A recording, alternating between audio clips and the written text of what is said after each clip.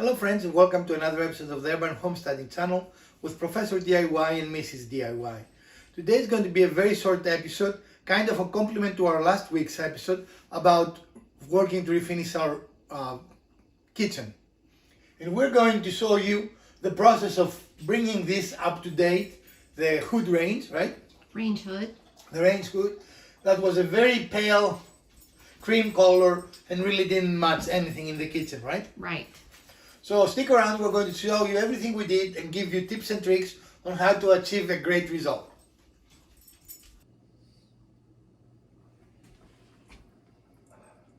Nothing smells like mineral spirits in the morning. You're crazy. I did not really smell it or sniff it. This was a joke, right? Sure.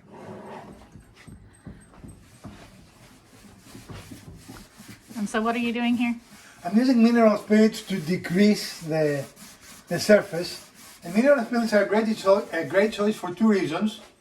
Reason number one, they do a great job. And reason number two, they evaporate very, very quickly. Mm-hmm. So we don't have to wait a long time for step two. And why are we doing this? Because there is grease on this and we're going to finish it. So we had previously painted this before you officially moved into the house. Yeah. And it didn't hold up well, so we're going to do a different paint job this time. Because even though we cleaned it, we did not degrease it. So all you're doing is smearing it here. You gotta, yeah.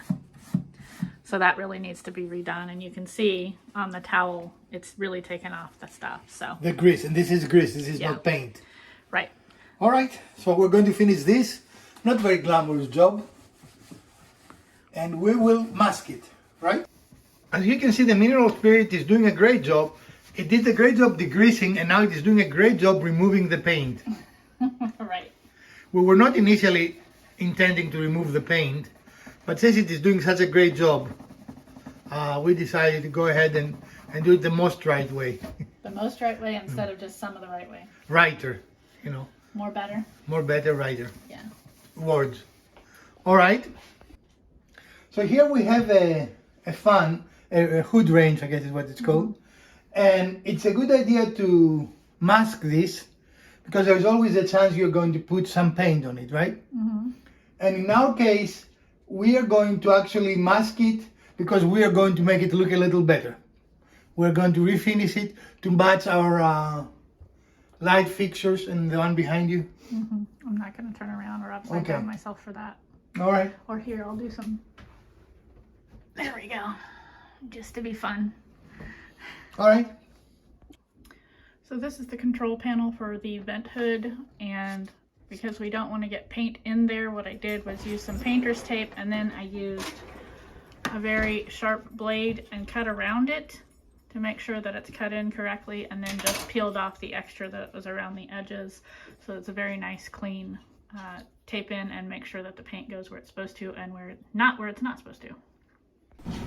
A common mistake people make when they start spraying is they try to do it all at once. As you can see here, in the beginning it looks kind of blotchy, and that's okay. Just have wide swaths of paint and do not worry about the areas that look light. You're going to be able to cover them in a moment or two.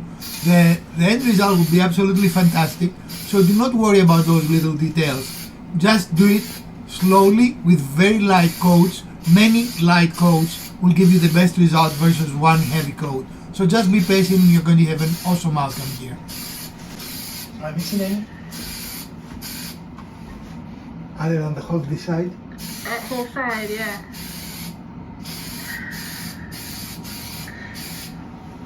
Darth Vader? Yeah, up to be.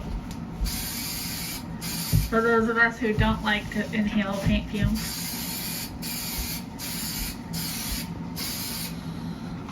Okay. Okay.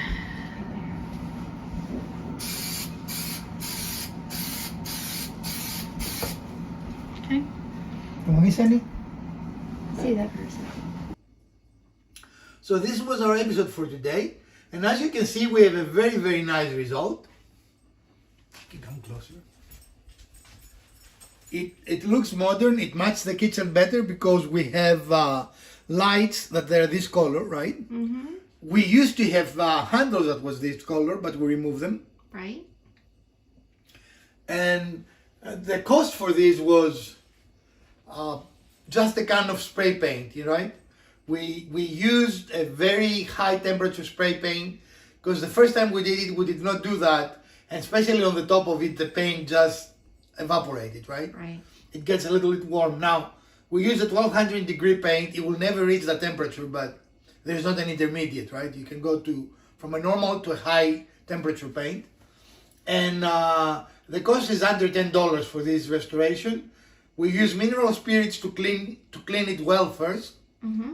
And other than that, it took a little bit of elbow grease, but Yeah. that was the expense. For I think $10, you can go for something that looks dated and old to something that looks really wonderful, right? Right. But the key to it, though, the success of it, is that you have to tape it off and really make sure that you're protecting the surfaces around it. And spray paint is the best way for this to look nice, right? Probably painting it with a brush will leave brush marks Oh, on the yeah, metal. you can't do that. Right. Other than that, this is really very nice. We liked how it came out. We hope you enjoyed this episode. And that concludes, I think, the vamp of our kitchen, doesn't it? We have any other big projects? I don't think so. No, not yet. So, if you like this episode, I'll always give us a thumbs up.